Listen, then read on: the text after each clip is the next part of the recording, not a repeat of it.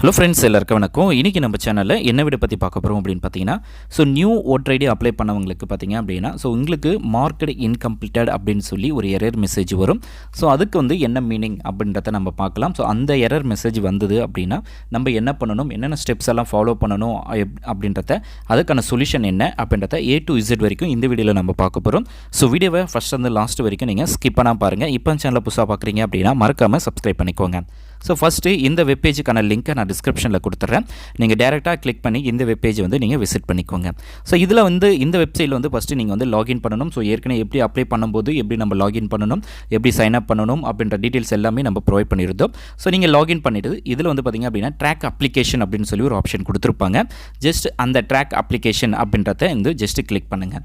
Click பண்ணிவிட்டு நீங்கள் புதுசாக அப்ளை பண்ணும்போது ஒரு ரெஃபரன்ஸ் நம்பர் ஃபஸ்ட்டு நம்ம ஸ்டேட்டஸ் செக் பண்ணிக்கலாம். என்ன ஸ்டேட்டஸ் வருது, உங்களுக்கு அப்ரூவல் ஆகிடுச்சா இல்லையா அப்படின்றத நம்ம பார்க்கலாம். ஃபஸ்ட்டு உங்களுடைய ரெஃபரன்ஸ் நம்பரை காப்பி பண்ணி பேஸ்ட் பண்ணிக்கோங்க அல்லது டைப் பண்ணி என்ட்ரு பண்ணிக்கோங்க. முக்கியமாக நீங்கள் என்ட்ரு பண்ணி முடிச்சதுக்கப்புறம் பார்த்தீங்க அப்படின்னா உங்களுடைய ரெஃபரன்ஸ் நம்பர், அதாவது ஒரு சில பேருக்கு ஒரு டைப் ஆஃப் எரர் மெசேஜ் வரும், நோ ரெக்கார்ட் பவுண்ட் அப்படின்னு சொல்லி வரும். அதாவது உங்களுடைய ரெஃபரன்ஸ் நம்பரை டைப் பண்ணும்போது இந்த மாதிரி இஷ்யூஸ் வரும். அதுக்கு என்ன சொல்யூஷன் அப்படின்னு பார்த்துக்கலாம். இதில் பார்த்தீங்க அப்படின்னா இந்த ரெஃபரன்ஸ் நம்பரில் 2 நம்பருக்கு சென்டரில் ஒரு வேர்டு கொடுத்துருப்பாங்க. அது ஓ, அதாவது 0 கிடையாது, அது ஓ.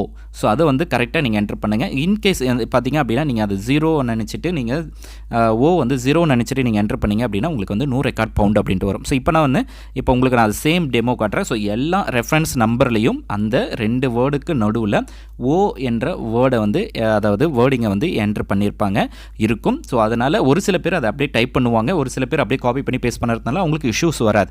இப்போ நீங்கள் இப்போ நான் ஜஸ்ட் அந்த ஓ நான் 0 அப்படின்னு நினச்சிட்டு நான் என்ட்ரு பண்ணுறேன் அப்படின்னா ஃபஸ்ட்டு உங்களோட ஸ்டேட்டை செலக்ட் பண்ணிக்கோங்க. உங்களோட ஸ்டேட் என்ன அப்படின்றத நீங்கள் கரெக்டாக செலக்ட் பண்ணிவிடுங்க. செலக்ட் பண்ணிவிட்டு சப்மிட் அப்படின்ற ஆப்ஷனை கிளிக் பண்ணுங்கள். கிளிக் பண்ணாலே உங்களுக்கு பார்த்தீங்க அப்படின்னா கீழே எரர் மெசேஜ் வரும், நோ ரெக்கார்ட் பவுண்டு அப்படின்னு சொல்லி. அந்த இஷ்யூஸ் என்னென்னா அந்த 2 வேர்டுக்கும், அதாவது 2 நம்பருக்கும் நடுவில் இருக்கிற அந்த வேர்டை நீங்கள் 0 நினச்சின்னு கன்சல்ட் பண்ணி நீங்கள் என்ட்ரு பண்ணதுனால அந்த இஷ்யூஸ் வருது. அதுவே நீங்கள் அது ஓன் அப்படின்னு டைப் பண்ணிங்க அப்படின்னா உங்களுக்கு பார்த்தீங்க அப்படின்னா உங்களுடைய டீட்டெயில்ஸ் கரெக்டாக வரும். நிறைய பேர் இந்த மிஸ்டேக் பண்ணுறீங்க. அதை நீங்கள் கரெக்டாக ரெக்டிஃபை பண்ணிவிட்டு அதுக்கப்புறம் பாருங்கள். நெக்ஸ்ட் பார்த்தீங்க அப்படின்னா உங்களுடைய ரெஃபரன்ஸ் நம்பரை நீங்கள் என்ட்ரு பண்ணிவிடுவீங்க. புதுசாக ஓட்டர் ஐடி அப்ளை பண்ணியிருக்கீங்க அல்லது கரெக்ஷன் பண்ணியிருக்கீங்க, அதாவது சேஞ்சஸ் பண்ணியிருக்கீங்க அப்படின்ற பட்சத்தில் உங்களுடைய ஸ்டேட்டஸை நீங்கள் செக் பண்ணும்போது பார்த்தீங்க அப்படின்னா மார்க்டு இன்கம்ப்ளீட்டட் அப்படின்னு சொல்லி எரர் மெசேஜ் வருது அப்படின்னா அதுக்கான சொல்யூஷன் என்ன, எதனால் இந்த எரர் மெசேஜெல்லாம் வருது அப்படின்றத நம்ம டீட்டெயிலாக பார்க்கலாம்.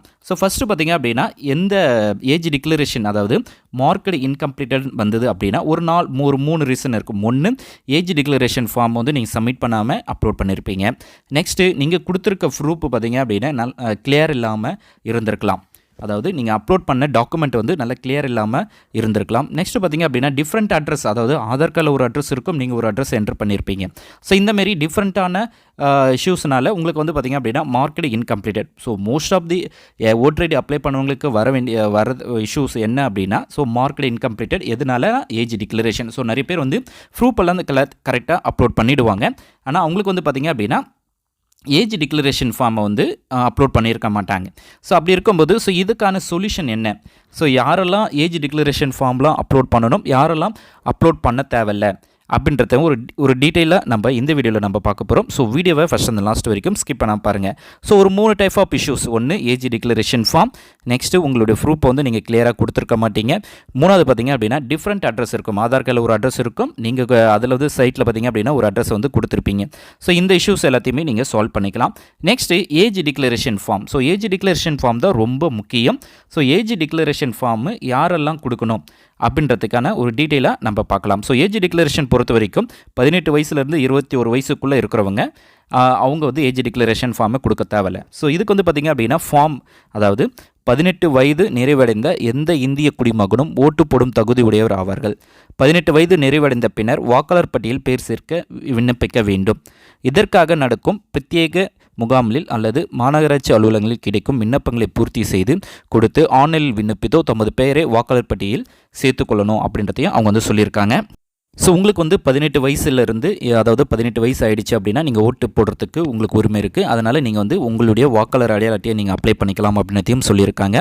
அதாவது முகவரி சான்று 18 வயசுலேருந்து 21 வயசுக்குள்ளே இருப்பவர்களுக்கு வந்து கண்டிப்பாக ஒரு முகவரி சான்று இருக்கணும். அந்த சான்று வச்சு நீங்கள் வந்து அப்ளை பண்ணிக்கலாம் அப்படின்றதையும் சொல்லியிருக்காங்க. ஒருவேளை 21 வயதை தாண்டியவர்கள் இன்னும் வாக்காளர் பட்டியலில் பேர் சேர்க்கவில்லை என்றால் அவர்கள் கூடுதலாக ஏஜ் டிக்ளரேஷன், அதாவது ஏஜ் டிக்ளரேஷன் ஃபார்ம் வந்து நீங்கள் ஃபில் பண்ணி சப்மிட் பண்ணணும். ஸோ இந்த ஏஜ் டிக்ளரேஷன் ஃபார்மை வந்து எங்கே ஃபில் பண்ணி நம்ம எங்கே சப்மிட் பண்ணணும் அப்படின்னு நிறைய பேர் கேட்டிருந்தாங்க. ஒன்றும் இல்லை, நீங்கள் ஆதார் கார்டு அப்லோட் பண்ணும்போது ஆதார் கார்டு ஒரு PDF ஃபைலாகவும் ஏஜ் டிக்ளரேஷன் ஃபார்மை ஒரு PDF ஃபைலாகவும் நீங்கள் ரெண்டுத்தையுமே ஒரே ஃபைலாக மெர்ஜ் பண்ணி நீங்கள் வந்து அந்த ஆதார் கார்டு அப்லோட் ஃபஸ்ட்டு வந்து ஆதார் கார்டை வச்சுருங்க. அது கீழே பார்த்தீங்க அப்படின்னா ஏஜ் டிக்ளரேஷன் ஃபார்ம் ரெண்டுத்தையும் ஒரே ஃபைலாக கன்வெர்ட் பண்ணி நீங்கள் அப்லோட் பண்ணால் போதும். ஸோ அதாவது ரெண்டுத்தையுமே நீங்கள் அப்லோட் பண்ணணும். ஆனால் ஏஜ் டிக்ளரேஷன் சொல்லி தனியாக ஃபார்ம் கிடையாது. அதாவது அப்லோட் பண்ணுறதுக்கு இது கிடையாது, ஆப்ஷன் கிடையாது. அதனால் நீங்கள் ஆதார் கார்டை எங்கெல்லாம் அப்லோட் பண்ணுறீங்களோ அந்த இடத்துல எல்லாமே ஆதார் கார்டையும் ஏஜ் டிக்ளரேஷன் ஃபார்மையும் நீங்கள் ஃபில் பண்ணி ஒரே ஃபைலாக கன்வெர்ட் பண்ணி நீங்கள் அப்லோட் பண்ணணும்.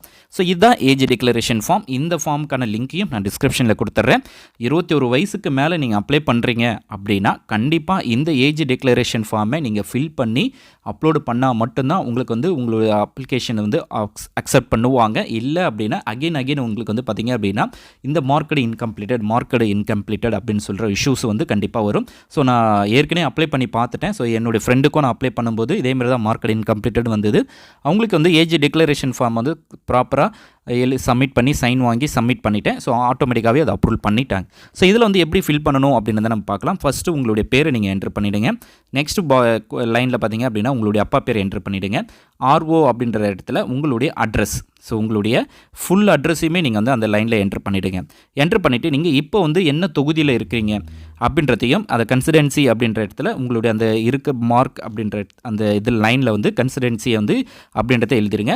இதில் இருந்து என்ன போட்டிருக்காங்கன்னா I will not be issued by any EPIC at any time of the past any constituency. So இது வரைக்குமே நான் எந்த இதுலேயும் எனக்கு எபிக் கார்டு, அதாவது ஓட்டர் ஐடி வந்து கொடுக்கல, நானும் எந்த தொகுதியிலும் இல்லை அப்படின்றதுனால ஸோ நான் இதை வந்து பண்ணுறேன் அப்படின்னு சொல்லி சரி நீங்கள் அதுக்கான படித்து பார்த்துட்டு சிக்னேச்சர் ஆஃப் அப்ளிகண்ட் அப்படின்ற இடத்துல சைன் பண்ணிவிடுங்க. ஸோ சைன் பண்ணிவிட்டு ஆதார் கார்டு திருப்பியும் நீங்கள் அகெயின் ஃபஸ்ட்லேருந்து அப்ளை பண்ணுங்கள். அப்ளை பண்ணும்போது ஆதார் கார்டு அப்லோட் பண்ணும்போது இந்த ஏஜ் டிக்ளரேஷன் ஃபார்மையும் ஒரே ஃபைலாக கன்வெர்ட் பண்ணி அப்லோட் பண்ணுங்கள். கண்டிப்பாக உங்களது வந்து சக்ஸஸ்ஃபுல்லாக இருக்கும்.